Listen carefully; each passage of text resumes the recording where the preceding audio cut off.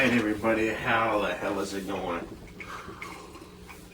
When I made this channel, I thought I'd be talking about games, and I would talk about tech, and I would talk about this, and I would talk about that. Well, two problems with that. One is kind of abstractly know things, meaning that I have my views, I have my opinions, I have the facts, and it's, I don't know, does it really matter? Two, it's like a glut of information already.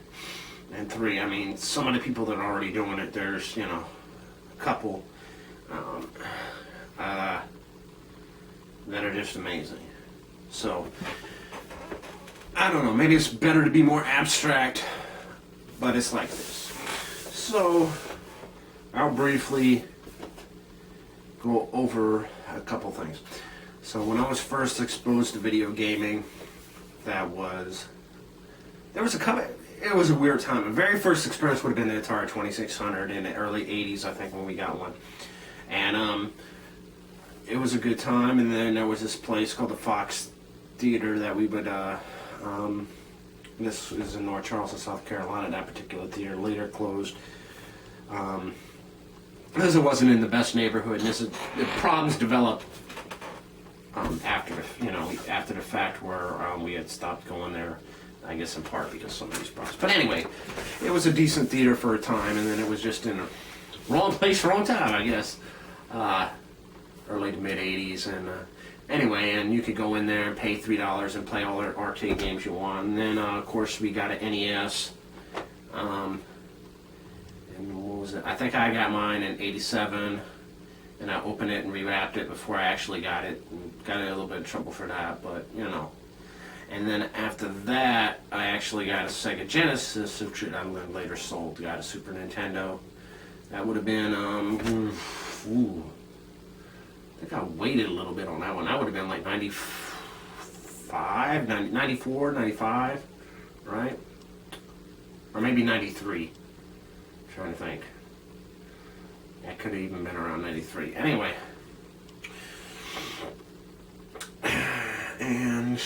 And then I got a Nintendo 64 in 2000.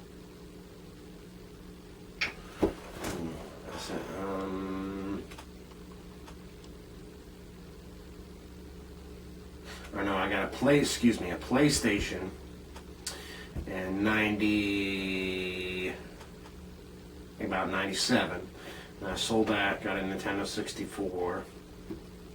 Then I got a GameCube in 2000.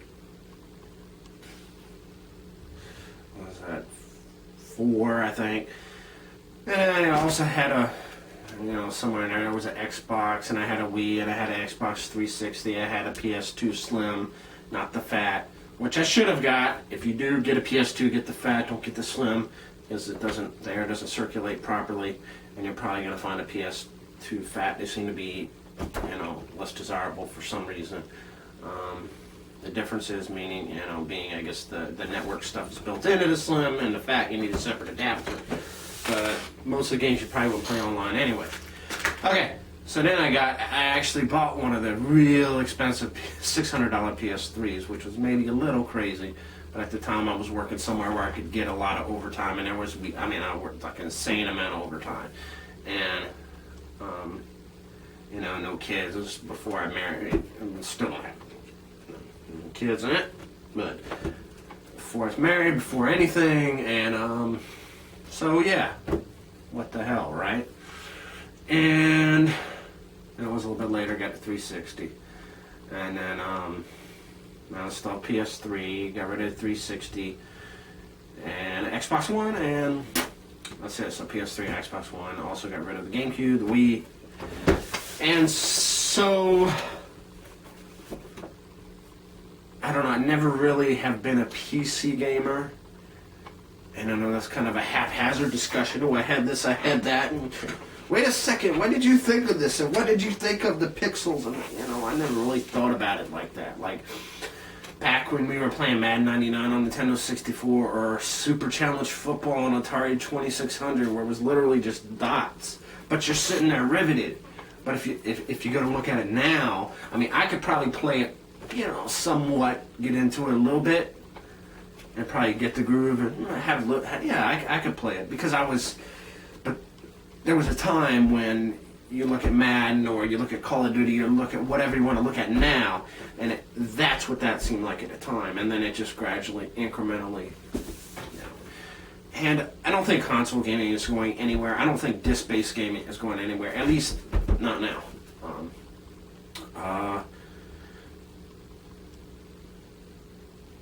I mean, the fact that, I've had a lot of internet trouble. So there you go, your internet. They're coming to fix it. It's probably just a bad a gateway, and that'll be that. Hopefully. Right? But there's still that, and at the time we have, pretty decent speed and bandwidth cap. In the future, we're probably going to have to, because we got a package thing now, but at some point we'll have to, it'll probably be a lower speed and a lower bandwidth cap.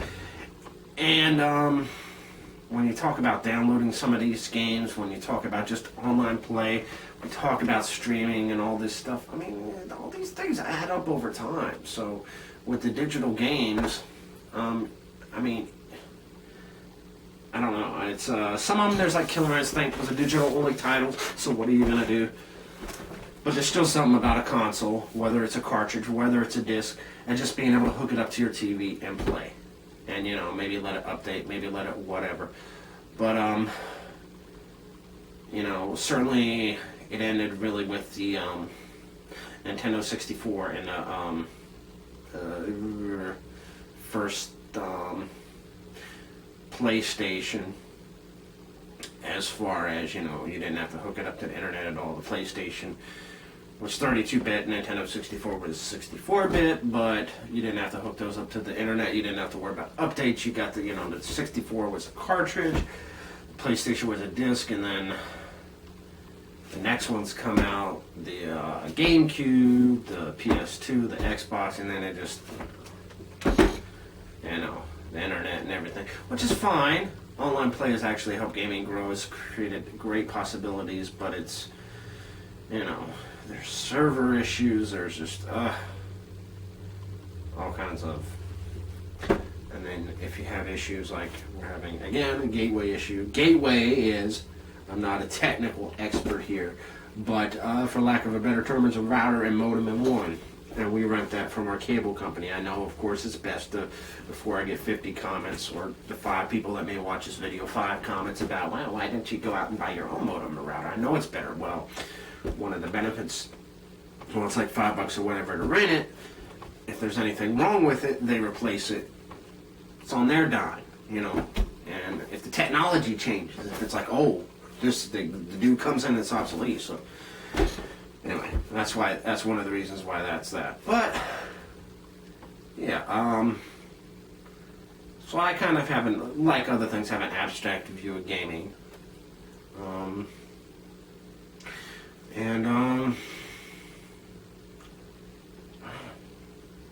Where it goes from here, PS4K. I mean, probably the Xbox One. The only thing they did wrong was, instead of doing the Elite, maybe they should have waited one more year and made the Elite like the, and put some kind of 4K into that. But, so I don't, they've done the one, they've done the Elite, and, now they could still come out and do one more upgrade to it, or they could come out with some kind of attachment. There's a side, and there's a USB port, and if you make it the right shape, you could have something you snap on the side that maybe soups it up a little bit, but you would still have the same chipset and everything on the inside versus like the PS4. They could make a new unit that might also have something you could crack open if they do make a 1.5. If they're not going to make something where you can crack it open and also tinker with it, and what's the point? But of course, it's all optional.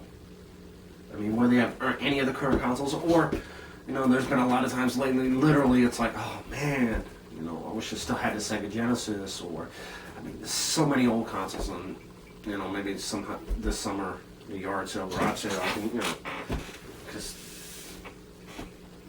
they're not necessarily worth anything, but if you go to, like, used video game store, you're going to pay so much for them. Yeah, so the evolution, that's been my evolution, and kind of games I play. I wasn't really into fighting games until, I also forgot I had a Dreamcast, too, for a while there. I wasn't into fighting games. I can't even remember what I did with my Dreamcast. Either I think it might have got stolen, I don't know, or I sold it or gave it away, or I don't know. But who knows? It got blown away in the wind, you know. So, but I played Soul Calibur on that, and kind of got into the, you know, this whole Soul Calibur series, and then Soul Calibur 2 when I had an Xbox. Soul Calibur 3 was only on PlayStation, and PlayStation 2, and then Soul Calibur 4 I had on Xbox and PS3. Soul Calibur 5 on PS3, and hopefully they'll put it out on Xbox One, which, let's see, Killer Instinct, Dead or Alive last round, and of course Mortal Kombat XL, which is just Mortal Kombat with the couple of incremental things they've done after the fact. Mortal Kombat X, why they put the L on there, who knows?